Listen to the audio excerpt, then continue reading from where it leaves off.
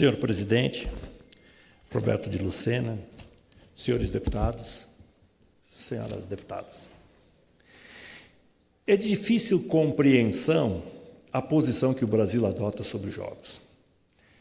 A natureza da população ocidental, ela é pautada pelo empreendedorismo, pela livre iniciativa.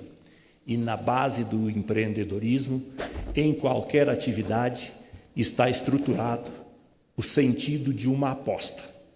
Então, a natureza ocidental, o jogo faz parte da sua componente.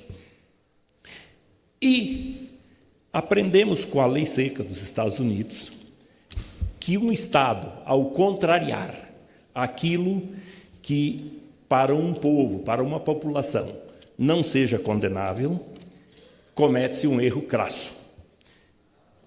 Nos Estados Unidos, num determinado momento, decidiram proibir o consumo do álcool. O que se conseguiu de pronto? Que a população entrou num estado de crimes. O dono do bar tinha que ter a sua bebida para o seu cliente. O plantador de milho lá do Kentucky decidiu fazer o seu alambique no final da propriedade. De uma atividade folclórica de cruzar com algumas garrafas de uísque da fronteira do Canadá, em pouco tempo se chegou a fundos falsos dos carros e em um determinado momento as gangues estavam passando com caminhões de bebida, metralhando ou subornando os guardas de fronteira. O que se conseguiu? Se conseguiu o período de maior índice de criminalidade daquele país, criando gangues de Chicago, gangues de Nova York, e, consequentemente, os criminosos famosos da época. No Brasil não é diferente. Há 70 anos temos o jogo proibido e nós sabemos que ele não existe. Não temos jogos no Brasil. O jogo aqui não acontece. Isto é uma posição muito cínica, para dizer o mínimo sobre a posição brasileira em relação ao tratamento dos jogos. Não há, como se quer fazer pensar, a alternativa de não ter jogo. A alternativa que existe é de saber quem vai controlá-lo. A alternativa existente é se o jogo estará na mão de criminosos e contraventores ou se estará na mão de empresários que vão conduzir a atividade empresarialmente. Esta casa não vai decidir se vai ter ou não vai ter jogo.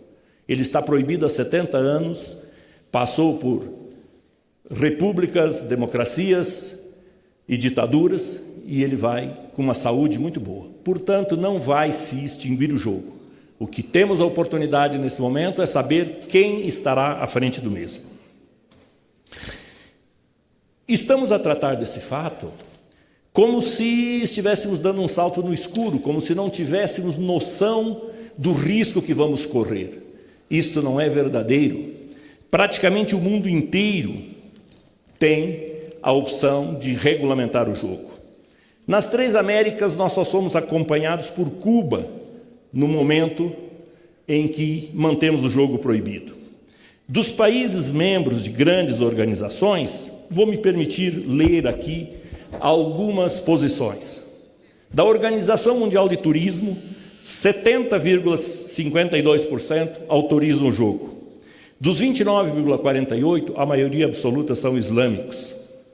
No G20, que para minha surpresa é composto por 43 países, 93% permite o jogo. Dos 7% que não permitem, 2 são islâmicos e o terceiro é o próprio Brasil.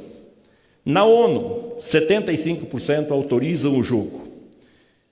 E desses 25% que não o fazem, 43% são islâmicos.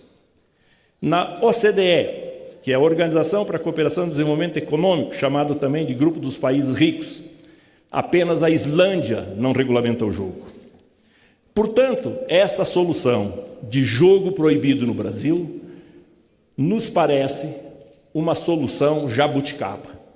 Isso não existe e não podemos nos esconder atrás de situações. Não podemos nos esconder atrás de situações de que não poderíamos controlar.